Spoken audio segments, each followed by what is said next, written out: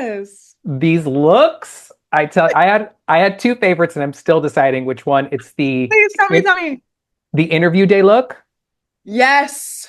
I loved it. I was looking, I had a blue plaid and red blazer that I was like, where is it? I couldn't find it. I was so sad.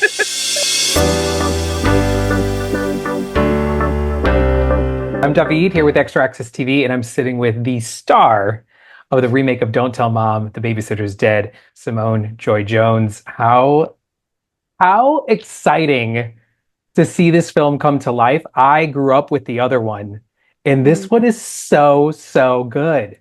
Yeah. Oh, I mean, it's just a joy. Every day on set, every minute on set was so fun. You could totally tell your ensemble cast connection was incredible across the board. You and Nicole, you and your siblings, everything just worked. Thank you. Thank you. It was very effortless and fun for us. You never know what kind of environment you're going to step into when you get to a movie. But then it was just, at first was with Nicole, and we did all the office stuff first. And it went just so easy, so smooth. And then I met the babies and Danielle, and it was just a joy. And do you attribute that to the leadership that's behind this film, Wade, Chuck, and how they stewarded you all together? Absolutely. I think they found just the people who brought the script to life because we were all doing it over Zoom at Mm. first with that's how they cast us. I think they just lucked out with all of us, I'm not gonna lie. But with great this Chuck just wrote an incredible script that I laughed at when I read it on the page, and then Wade's vision for it just really pulled me in. So I think they were just a good magnet for the right people. Now, were you familiar with the original? And did you study it at all? I I know that you are a theater girl, so Yes, I am. And I'm honestly an 80s film connoisseur, but this one was not on my radar. I'm not gonna lie. After I okay. got my audition, that's when I went to go watch it. But and then, and then once I got it, I watched again. But then I was like, okay, I have the heart of it. Now I'm going to let it go so we can kind of just be present in our own story. You all played so well together, but also the backdrop of what the entire film is about, which it's not all about this, but there's a real big piece, which is fashion. Yes. These looks, I had two favorites, and I'm still deciding which one. It's Please tell me, tell me. the interview day look. Yes. I loved it. I was looking, I had a blue plaid and red blazer that I was like, where is it? I couldn't find it. I was so sad. And then there was the final look, obviously, at the fashion show. Yes, all of these looks were thrifted. All of the looks in the movie Get are out.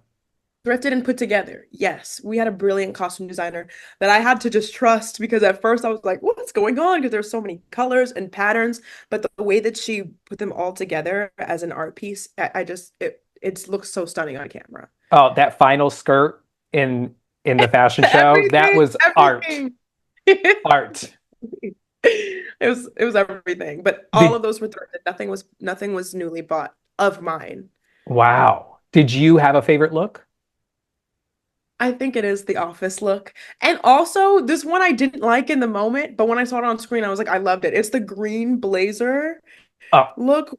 I loved that look with the loved big it. belts. Yeah. I was like, you better tell them what to do in that green blazer. It Crazy. was so well done because it really gave a nod to the original, Yeah. but was very modern, very today. The film, obviously, there is a meaning, but it is so, so funny. Yeah, I had a lot of standout moments. I always love a good party scene, so that one was incredible for me. The very opening when Miss Squibb kicks the bucket. Yes. But but was there any moments that you as an actor watched play out that you were like, oh, we're doing it. We have a hit.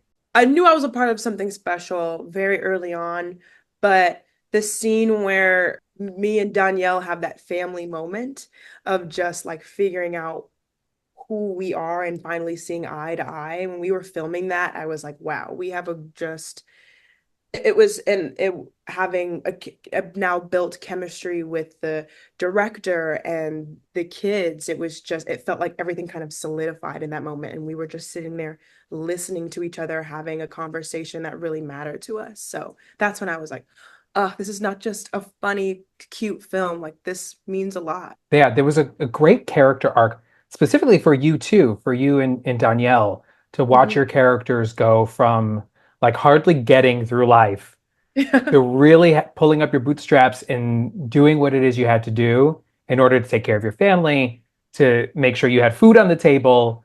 Sure, some of the choices were iffy, but still, you got it Yeah. done. I was a no something, no gluten, no lawsuit, and that was so funny. Yeah, well, I loved our character arc. It just proved one, the great writing of Chuck, and also just the chemistry of all of us. Especially those kids are not bratty at all. They are such great listeners, such lovely human beings who are just willing to serve the story at any point.